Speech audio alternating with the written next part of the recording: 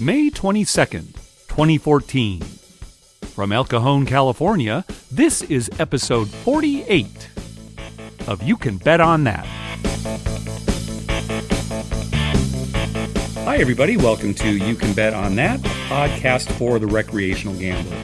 My name is Mark Duvall, and sitting next to me is Dr. Mike. Hello. So a while back, we talked about the tallest thermometer in the world, which is in Baker, California. It is on the drive to Las Vegas if you are coming from Southern California. When you get to Baker, you have basically two things you can do. Yeah. Well, three things. Let me take that back. All you right. can drive on to Vegas. Yeah. You can turn around and go back to wherever the hell you came from. Okay. Or you can go to Death Valley. Yep, that's it. That's it. That's the crossroads right there. Yep, yeah, exactly.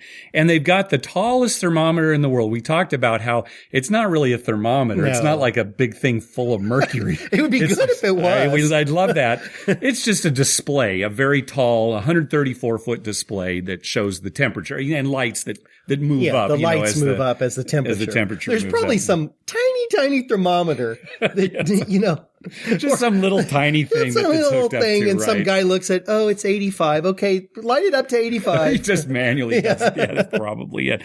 Well, it had kind of fallen into disrepair, and it was for sale for a while. And it looks like it is no longer for sale, and that the widow of the original owner has taken it over and is going to spruce it up. Yeah. So that's good news. Well, I love that. I love that it means something to her. Yeah. Right, obviously. Yeah. And so she's willing to put some money and fix it up. So that's good news, because even though it's not in Las Vegas, it's very Vegas-y. Yeah, and, right. It's... Well, and for you and I know whenever we got to Baker and saw that thermometer, it was like, ooh, we're not far. We're pretty close to state line, yeah, and that's we're close to state Las line. Vegas. Oh, we would get excited. It's I think it's like 30 minutes from there to state line. Is it? Or maybe it's an hour to state line? I think it's like an hour. Oh, you're right. Line, it's like 60 miles, 50 something miles. Yeah. It's like an hour. And then from state line into Caesars, it's another 45 minutes. 45 minutes. Yeah, exactly. So I'm looking forward to seeing this next time we drive. Yeah. So I'll see it in July. That's right. Cause I'm going to, it is past Las Vegas, an hour and a half, right on the border of Nevada and Arizona. It's Mesquite. Yeah, that's right. Mesquite, Nevada. You're going there for a wedding, right? For a wedding, yeah. And I hear that's like tons of golf courses and then a few casinos. Yeah, I've driven through there before. Yeah. I stopped. So we'll have to drive on 15. So we'll see the new. I'll give you a report. All right. If it's, I don't think they had a time for when it would be fixed, but let me know. I'll be anxious to hear about it. And we'll stop at that Greek guy's place in Baker there. What's it called? The Mad Greek. Yeah, and doesn't he have like alien jerky? Yeah, and stuff alien like that? jerky and all kinds of odd stuff. Yeah. It's actually kind of a fun place to walk through. That's the two things Baker has to. Oh, and it had a Bob's Big Boy. Yeah, or it was a Bun Boy. Bun Boy. Right? And now maybe it's a Big Boy. They might have switched. Yeah, I think they switched. Yeah. Hey, we want to remind everybody to call our hotline. We don't have any voicemail this week, but we'd love to hear from you. Our voicemail hotline is 951-292-4377, or easier to remember, 951-2-WAGERS. 951-2-WAGERS. So we got an email from listener Todd, who had a couple of stories and some questions. One of the things he was asking was, when you're playing craps, do you get rated on your free odds? When you take odds on the pass line or the come, or the don't pass or the don't come, does that count towards your comps and your rating? No rating. Nope. Never has. I don't know and of any it won't casino that because you're getting paid true odds. Right. Casino has no edge. They figure they have no edge. Why rate you on that? Yeah. I think they should, only because, the money's probably coming their way anyway. Right. But yeah, that's, it's probably not going to happen. They probably, how greedy they are. They probably figure that they have no edge on you and, you should win that bet anyway. Yeah. So that was one thing. The other thing he talked about, and this was great, he was actually chatting up with a dealer in Vegas when the dealer was just standing around at a table to give like craps classes. Oh. And so the dealer wasn't really doing anything. And Todd started talking to him about the prospect of buying the 5 and 9. Now, typically with craps, and certainly this was the way it was 30, 40 years ago, the only buy bets that were better than place bets were buying the 4 and 10. Right. If you worked out the math, it made more sense to buy the 4 and 10 than to place it. And again, when you buy a number, you pay 5% VIG for the opportunity to make that buy bet. Right. And even the 4 and 10s, it's a better bet, but it's not substantially better. It's not well, if you have to pay the VIG up front, it's not substantially better. If you have to pay the VIG up front. Right. And that's the way that it used to be. Well, about 20 some years ago, Vegas started collecting the VIG only on winning wagers. And this was great because that reduced the house edge on buying the 4 and 10 quite a bit. Right.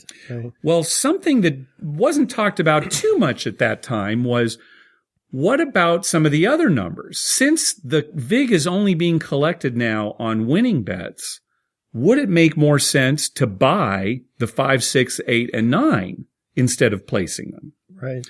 It turns out in the case of the 6 and 8, no. Right. It doesn't make sense. It doesn't make sense. Right. But for buying the 5 and 9, now think about this example, and Todd gave this example too.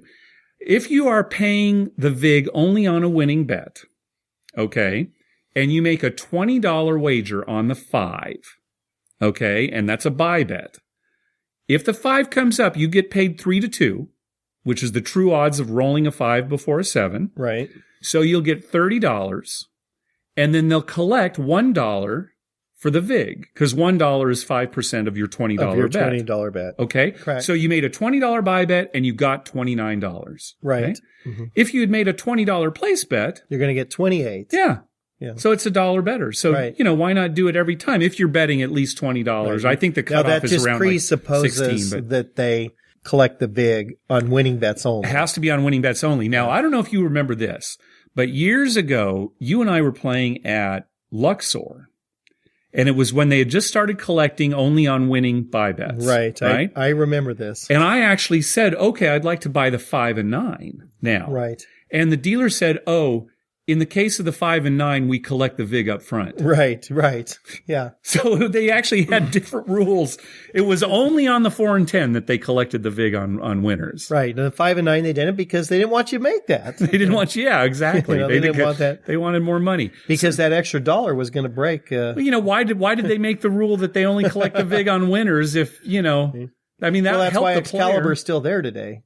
Excalibur? I mean, Luxor? Luxor. That's why Luxor's still there today. Because Well, now, see, I think now, this was quite a while ago. Right. I'm pretty sure that most casinos now in Las Vegas will collect the VIG only on winners for every number. For every number. I actually haven't tried to buy the 5 and 9. Yeah, we'll time. try it here when we go in a few weeks. Okay, yeah. Let's try that. We'll try that and see what they say. See what happens. Yeah. I bet you that varies from casino to casino. It could. Well, I think in this case, Todd was talking to the dealer about it, and the dealer hadn't even really heard of anybody trying to do it. Really? They sat there and worked through the math. Right. So I imagine the dealers really just don't see it very often. So on a $100 bet, you're going to pay $5. Right. Right.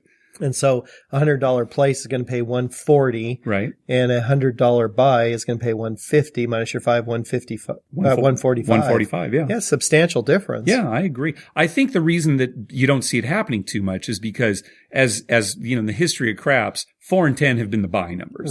Right. And so, it's just a cultural thing where, people just aren't used to it. We'll probably do it. We'll probably find out they don't have enough buy buttons. Everyone will start doing it, right? There won't be enough buy buttons. Out of buy buttons. That's it. Buy bets are closed. Yeah, right. Todd went on to tell the story, but he was playing. I love this.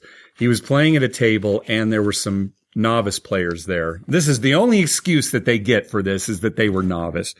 But what he saw them doing was they put $10 on the don't pass for the come out roll.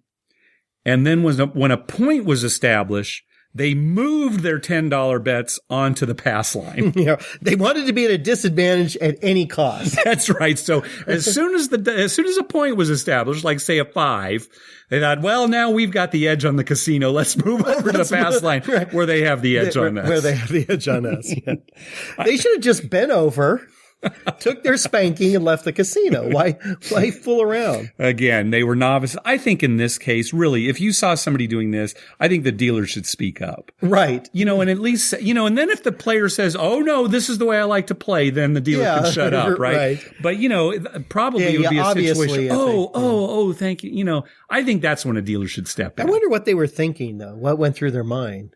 Who knows? They may have read something or heard something about how to play and got confused. Maybe. But I mean, why would you move from the don't pass to the pass line? That's the worst. I told. Unless you're psychic. Oh, I know that eight's coming up. I told Todd it was the most stupid thing I've ever heard of somebody doing at the craps table. Yeah. Hey, we want to thank everybody who's been clicking through our Amazon link. Remember, when you're going to buy something through Amazon, and who doesn't? Everybody does. Everybody does. Right. Go to our page first, youcanbetonthat.com, and click through our Amazon link at the top of the page. That way, when you make a purchase, we get a little kickback that helps cover the cost of hosting the show, and it doesn't cost you a thing. You pay the same price, just like normal.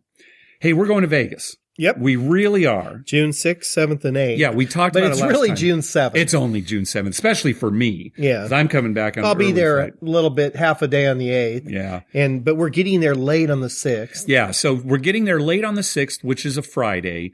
And our flight lands at like 11 p.m., something like that, right? So we won't even be situated in the rooms till, like midnight. Well, that's the limo that's going to drive us. Right? Oh, you got a ride for us to go? Yeah, we got a All right. ride. So the limo will pick us up right when we land. Yeah, it'll be midnight. See, and you're staying at Caesars. Right. I couldn't swing a room at Caesars, so I'm staying at Paris. We'll drop you off. Do you think the guy will drop me off? We'll just drop you off on the strip. He'll just pull over. That's right. Get out. That's right. Somebody's behind me. So we're getting in late on the 6th. We'll be there all day Saturday the 7th.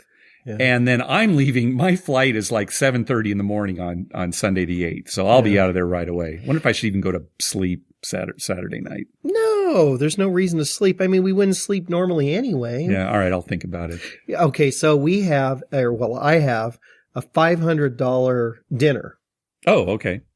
For our trip. Oh, nice. So we can go to dinner on probably Saturday night. Yeah. At Caesar's discretion, I guess. Right.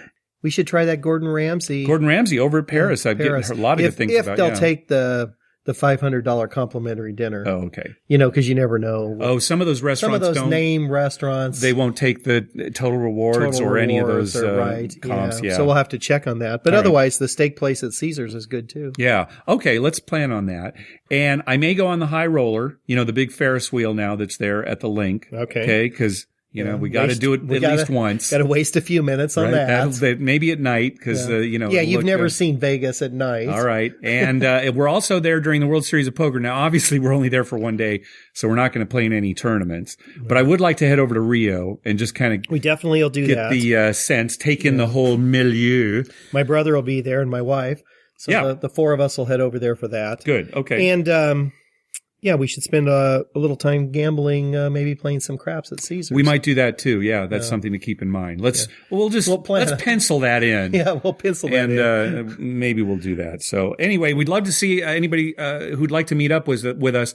But really, it's going to be basically just that Saturday, June 7th. So let us know. And we can work our schedule around whatever. Yeah, sure. And we'll be tweeting the whole time. Every move that we make, we'll tweet. Especially Saturday evening, I think, after dinner. Yeah. Because if we go over to the World Series of Poker, or we do anything else, we'll probably do it in the morning on Saturday. Or afternoon. No, I don't want to do it in the morning because nobody's playing in the morning. Well, maybe afternoonish. All right. We'll probably come back to Caesar's, eat dinner, and then we'll be at Caesar's the rest of the night. Okay. I'm going to make a schedule that we're going to have to stick to religiously. Okay. That'll work well. That works with all of our trips, I think. Yeah. That's worked for every trip we've ever taken. You'll stick to it, and I'll just be at the craps table. That's right. What the hell? Whatever you want, I'll be here. Mike, I'm in the high roller. Mike, can you hear me?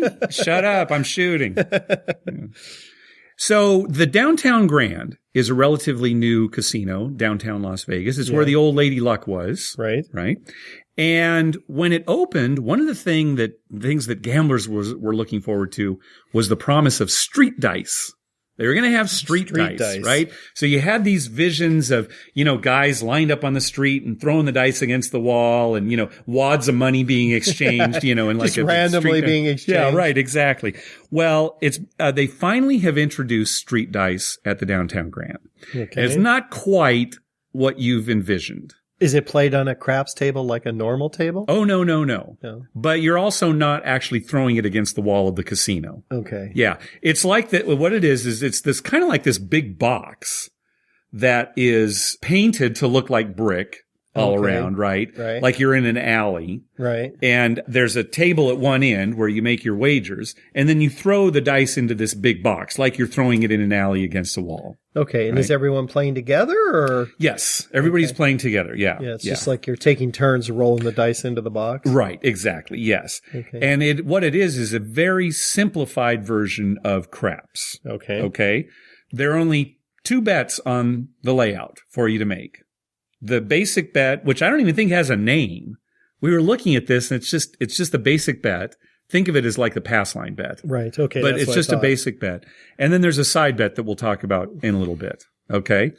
So you make your bet. Now, the first roll is called the set the point roll. Think of it as like the come out roll. It's the come out roll. But they don't call it that. They call it the set the point roll. Okay. Right? You make your wager just, again, on this basic wager. If you roll a 2, 3, or 12, you lose. If you roll an 11, you win. Yeah. So far, it sounds like real craps. If you roll a 7, it's a push. You just roll again. You just roll again. So it's, I wonder why that is. Well, there are more rules coming, so you'll find out, right? Okay. So that's the big difference, is that the 7's not an automatic winner like it is in the pass line. So you're at a huge disadvantage on the come out. Well, yeah, right. Yeah, exactly. You are or much the set bigger, the point roll. Right, the set the point roll. Okay. If you roll any other number, it becomes the point, just like in craps. Yeah. 4, 5, 6, 8, 9, 10. All right? Right. At that point, you now have 3 rolls to try to roll your point again. Just 3 rolls. Yes. Okay. And so if you don't hit your point again in 3 rolls, you lose. Correct. Your bet. Yes. And if you do hit it, you win. Yes. And if you roll a 7 in one of those 3 rolls, you lose. You lose too. Okay. The difference between this and real craps, though, is that you will get paid at odds depending on what your point is and at what roll you roll your point. The first, second, or third roll. Right. Okay. You get paid at odds. Right. So the difficult numbers, 4 and 10, if you roll it right back on that first roll, it pays 5 to 1. Okay. If it takes you till the second roll, you roll the 4 or 10 on the second roll, it's 4 to 1. And if you do it on the third roll, it's 3 to 1. Yeah, you'd be lucky to get it on the third roll. Right. Well, it's true. I mean, chances, right? If your point is 5 or 9, it's 4 to 1 if you roll the point on the first roll, 3 to 1 if you roll it on the second roll, and 2 to 1 if you roll it on the third roll. Okay. And if your point is 6 or 8, 3 to 1 if you roll it on the first roll, 2 to 1 if you roll it on the second roll, and even money if you roll it on the third roll. Okay? And that's it. That's the whole game. Okay. Right? Now, there is a side bet that we'll talk about. It's called the brick bet. It's a bet that you make on the set the point roll, and it's a bet only on the set the point roll accounts. Well, no, that's when you have to make. You have to make it at that point. You have to make it on the set the point roll. It's called the brick bet. It's a side bet. It is a bet that you will make your point by rolling it hard. On the next roll? No. Or within 3 rolls? Within the 3 rolls. Okay, good. Okay. Good. All right. So let's talk about this bet a little bit more. Right. Okay. If the set the point roll. How do 5 and 9 work? You're going to find out real quick, my friend. Okay. On the set the point roll, if 7 or 11 comes up, it's a push. The Right. brick bet is a push. If 2, 3, 12. Don't tell me you lose. Or 5 or 9. You lose. You lose. Wow.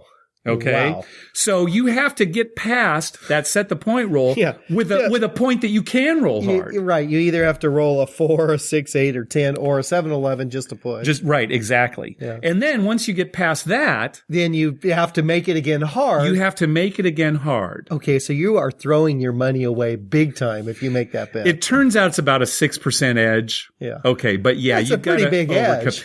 And getting back to the basic bet too, it's about a 5% edge. Okay. Okay. It's played outside.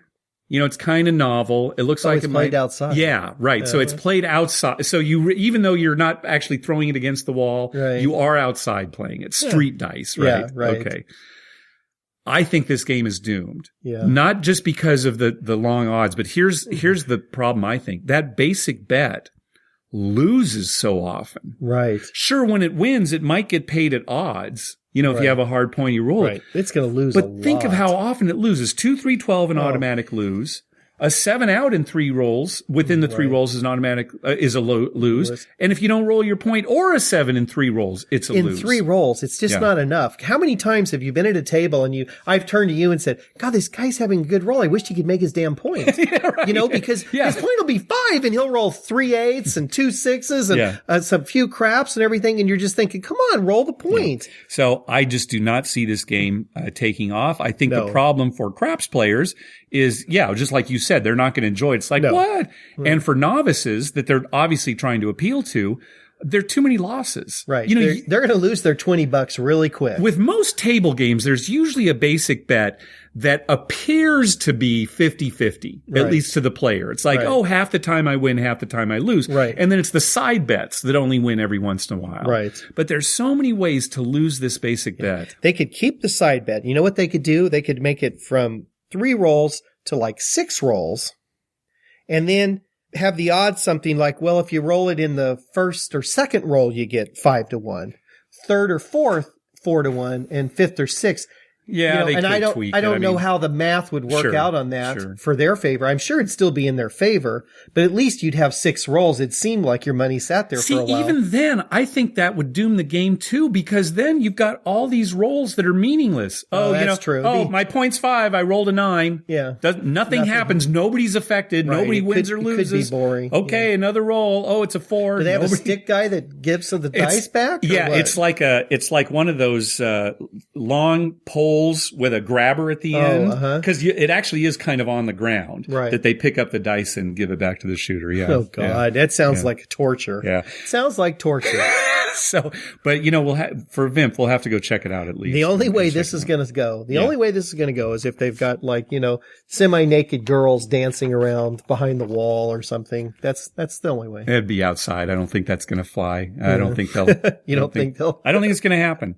I think the game is doomed. But I love the fact that they're trying something new. Yeah. And we have to play it because we play every game. Right. So, we're going to have to at least play it. Oh, and we should probably do it soon while it's still there. I know. Right? See, that's the thing. We don't have time to go downtown on this trip coming up. No. It won't be till October. The funny thing is, over at the Wizard of Vegas forum, people started talking about it before it actually started.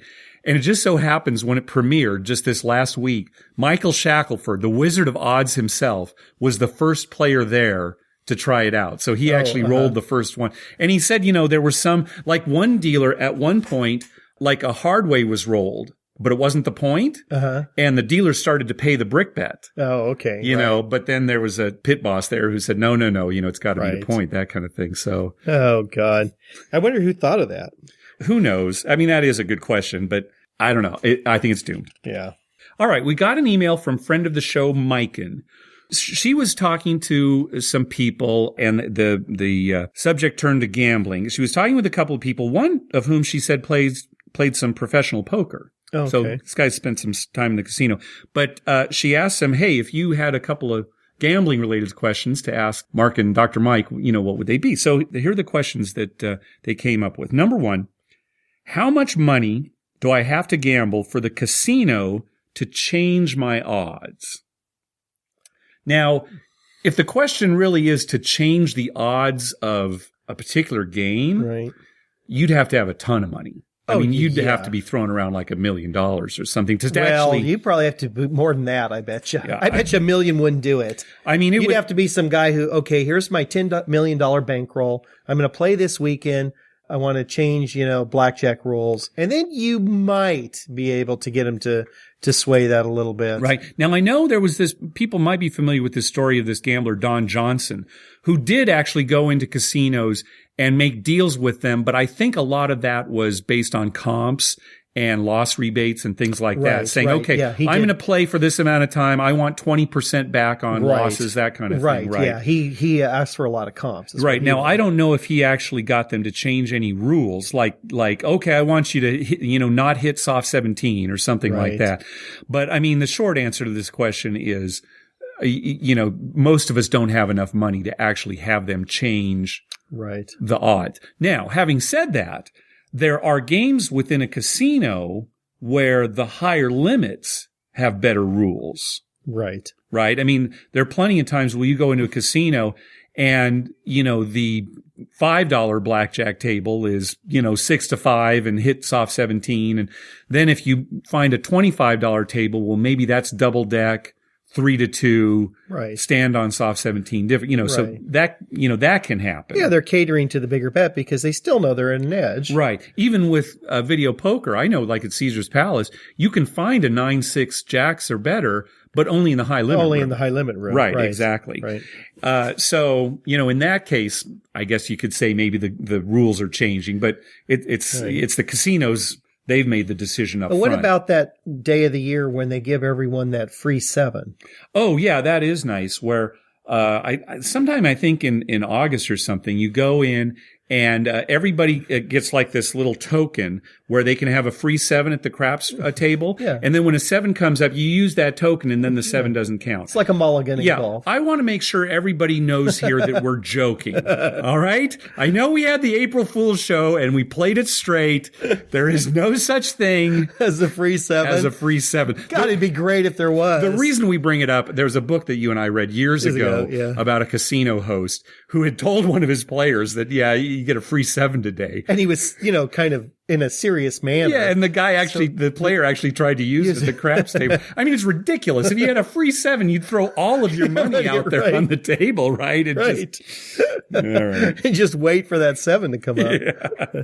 Okay, the second question that we got was, in sports betting on a bet, when does the smart money come in? Early or late? And who is the smart money? This is a great question. So really the general definition of smart money is money that's being bet by the players who know what they're doing. Or who have information, Right. inside information that might not be available to the public. Right, exactly. Sports bettors, sports sharps who, have some information. Yeah, they know that some guy's ankle's hurt. Right. He's going to Nobody else play knows. anyway, but they know that in practice his ankle got hurt. He's not 100%, something like that. So that's the smart money. Now, who is making these smart money bets? Again, it's the people who know what they're doing, but who knows what they're doing? Right. So, Well, I think some of it is just people who, well, for instance, let's say your brother is coach for the Knicks, right? And, you happen to talk to him that day and he says, oh yeah, our starting forward, banged himself pretty good. He's probably going to start, but he may not play much. Well, then, you might be the smart money, right? Yeah, that's because you might go make a bet on the other team thinking that, well, we're going to lose our best player at some point in this game. Yeah. And that's how that works. Boy, there's a sports gambler who's close to the source. That's Yeah, a right. little scary. Yeah. But that's basically just what smart money is. Now, when is smart money wagered? All right, let's talk about a couple of things first. Specifically, the difference between horse racing betting and other sports betting. And we've talked about this before, but keep in mind that when you're making a sports wager on most games, football, baseball, hockey, that kind of thing, when you make your wager, you are locked in to the line when you make the bet. Okay, so if the point spread is +7, when you make the bet, you get that line of +7, right? Or whatever the money line is. And then if the line moves after you've made the bet, it doesn't move for your wager. You are locked in, right? For horse racing, it is the opposite. Since it's parimutuel, when you make a wager on a horse or any kind of wager, you won't know what the odds are for that bet until post time. Till the no betting is anymore, which Right. is basically a few seconds before they hit the gate. Right. So in horse racing, basically, how much people wager a certain way will determine the payout. Right. Okay. So those are the two different, distinctions between typical sports betting and horse racing. So in horse racing, the smart money is going to come in right at the end. because they don't want to shift things too much. And so that other people won't put money on it too. Right. They don't want people to be able to see the odds Like shifting. Right. And then rush to the window and make their bet. Right. So in horse racing, typically, and we're making generalizations here. Absolutely. Yeah. But typically the smart money in horse racing is coming out at the end because maybe, a bunch of money is going down and it's going to shift the odds quite a bit. Right. And if they did it early, then everyone would run to the window and do something different than what they were. Or doing the exact same thing. Yeah. Oh my gosh, the money is shifting. Right. This is almost a favorite. I've got to get money on this. There's something about this horse that, nobody knew until the money came in. So that's in horse racing. Typically the smart money is coming in at the end. For other sports betting, the smart money is typically coming in at the early. Right. When the lines are first posted. Right. And it's like you said, they're taking advantage of some problem with the line. In other words, that team's favored by 5, but that they're not going to, win by 5 because something has happened. Right. And so you put a bunch of money down on them, on the other team, getting your 5 points. And then the odds will shift later when the bookmakers get too much money one way. Right. And so now suddenly they're 4-point favorites, 3-point favorites, and it goes down. Right. But the smart money is You've locked in. still got your, exactly. Yeah. So again, smart money is just, it's the players who know what they're doing. And for typical sports betting, the smart money comes in early. For horse racing, it comes in late. Yeah. Yeah. There's a lot of people who sports bet and pretend that have you found this? That pretend like they know a lot. Oh, of course. And they really don't know any more than you or I. They're just most players. Yeah. They're just going by things like, well, they're going with their backup goalie tonight and, he's not as good. So, I'm going to go with the other team but they're just basically guessing. Oh, yeah. And I don't know that I call that smart money. No. Smart money is when something is. And what, the casinos apparently have ways of determining when smart money is coming in. I have no idea how they do it, but there's got to be some network of, information to figure it out. But you're absolutely right. Most sports bettors, they're listening to the sports radio or they're reading the paper, Right. And they've got a job, right? They've got a 9 to 5 job. And I've done this. I've listened to prior to a football weekend, like on a Thursday, I've listened to sports talk shows and they give their picks for the week. Sure. And I've many times listened to that and thought, that guy's got a point. Maybe I should take this other team. And then it turns out that they're totally way off base. Yeah.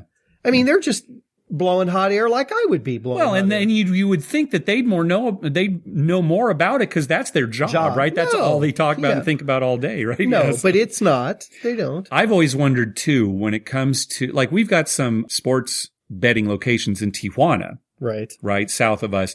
And I've always wondered if the betting is biased towards Southern California teams. Like if you went down there, the line down in Tijuana, people are making bets on the Chargers and the Dodgers and, just all these Southern California the teams. Raiders there's certain teams. You think it'd be maybe biased and, maybe you could take advantage of that. Right. Depending on. That's true. There probably is some bias. Just like in the East Coast, there'd probably be some bias on. Well, it could be, but see, where do you make sports bets on the East Coast, right? That's the difference, right? With a bookie. Well, yes, yeah. I mean, that's where excuse me. I should have answered my own question right away. Are there bookies on the East Coast? No. I don't know. We'll no, that wouldn't let us happen. know. Drop us a line and you can bet on that at gmail.com. Now, my cousin always had an offshore account. Right. For years, he had an offshore account. He bet football. He loved football betting, and he would bet football on an offshore account. And then as he got older, he kind of got tired of that. But, he always funded his offshore account with Anyway, Mike, and thanks for the email. All right, let's move on to the poker home games segment. This is the segment of the show where we talk about poker games that you wouldn't play in a poker room in a casino, but that you might play with your buddies when you get together for a poker night. Tonight, we're going to talk about 5-2. This is hot off the presses because it was first introduced to me last night at the home game. Our good friend Lyndon introduced it.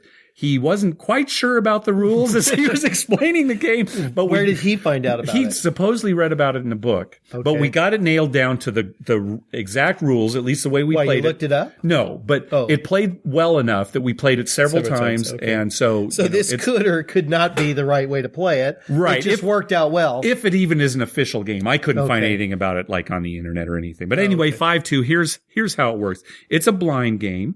So you post the blinds, and there are 3 betting rounds. Okay. We played it 2, 4, 4. $2, $4, $4. Right, exactly. Okay. At the beginning, everybody gets 3 cards down. So after the blinds are posted, you look at your cards, and then, you decide whether you're going to play or not. There's a betting round. That's the $2 round. That's the $2 round is just there, right? After that betting round, all players who are still in get another down card. Okay. And then 1 community card is dealt up in the middle of the table. So now you have 5 cards, 4 which are unique to you, and 1 which is a community card. Right, exactly. And now there's a $4 betting round. Okay. Okay, this is playing at limit, right? $4 betting round. All right, after that betting round, again, all players who are still in get 1 final down card. Okay. So now they have 5 down cards.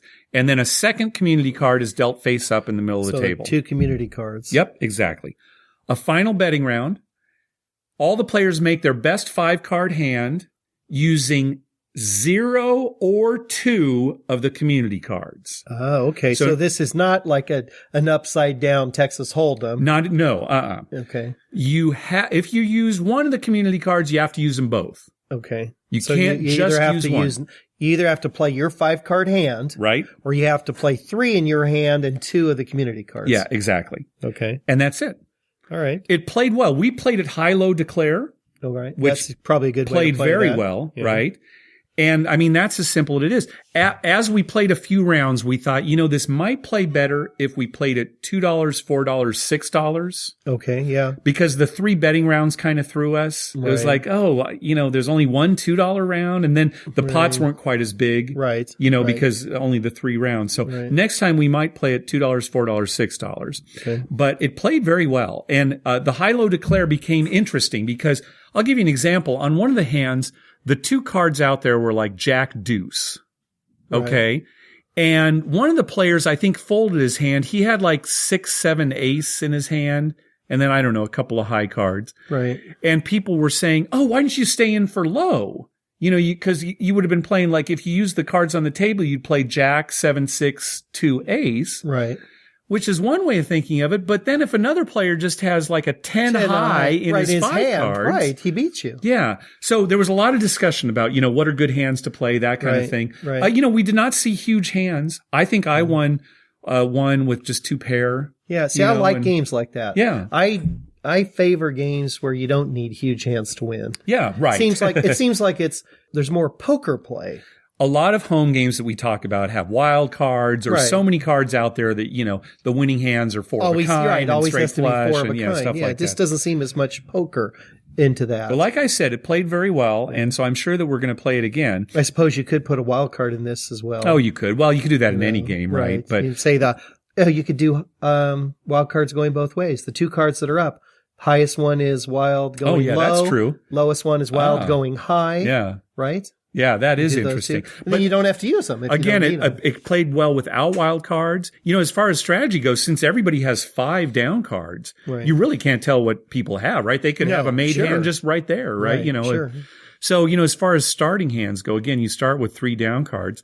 I don't know, when we were playing high-low, you need cards that are really well connected. And see, this is the difference between this and, say, Omaha, where you can only use 2 from your hand. Right. But you want cards that are well connected and give you some pretty good low potential, too. Right. That was at least the strategy that I got from the limited time that we played. Right, yeah. So you'd hope to have like a ace 2, 3 in your hand. Oh, of course, Because then you'd have a straight potential. You'd have ace 2, 3 suited, something like that. Yeah, because there's so many, Well, what if you had, like you said, a 10, right? You could have 10, 8, and a 6 all suited.